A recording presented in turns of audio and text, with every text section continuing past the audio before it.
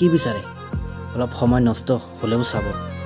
উকিলে বিচাৰে আপুনি ঝামেলাত পৰক, ডাক্তৰে বিচাৰে আপুনি অসুস্থ হওক, পুলিচে বিচাৰে আপুনি বেআইনী কাম কৰক, ইলেক্ট্ৰিচিয়ানে বিচাৰে আপোনাৰ ঘৰৰ ৱায়াৰিং জ্বলি যায়, মুচিয়ে বিচাৰে আপোনাৰ নতুন জোতাযোৰ সোনকালে ফাটি যায়, বেংকাৰে বিচাৰে আপুনি টকা লোন লৈ ঋণগ্ৰস্ত হওক, প্ৰাইভেট টিচাৰে বিচাৰে আপোনাৰ সন্তান পাঠ্যপুস্তকৰ পৰা কম বুজে, আৰু কেৱল একমাত্ৰ এজন চোৰে বিচাৰে আপুনি ধনী হওক আৰু মহাসুখৰ নাক বজাই টোপনি যাওক।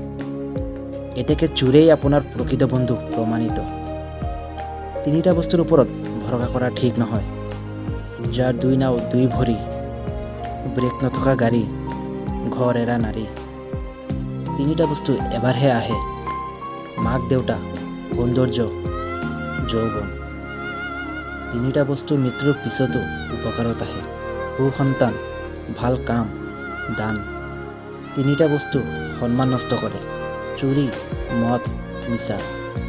তিনিটা বস্তু পিছত ৰাখা, হিংসা, অভাৱ, সন্দেহ। তিনিটা বস্তু সদায় মনত ৰাখা, উপদেশ, উপকাৰ, মৃত্যু। তিনিটা বস্তু সদায় নিয়ন্ত্ৰণত ৰাখা, খং, লোভ, মন।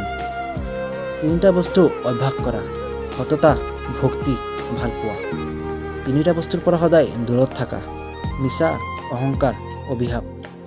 তিনিটা বস্তু সদায় ভাবি চিন্তি কৰি ব্যৱহাৰ কৰা, কলম, কথা, কদম। মানুহৰ ইচ্ছাৰ কোনো শেষ নাই, নিজৰ সকলো উজাগৰ কৰি দিলেও তেওঁৰ বাবে কম হয়। সেয়ে কাৰোবাক সিমানখিনিহে দিয়া উচিত যিমানখিনি পোৱাৰ যোগ্যতা তেওঁৰ আছে।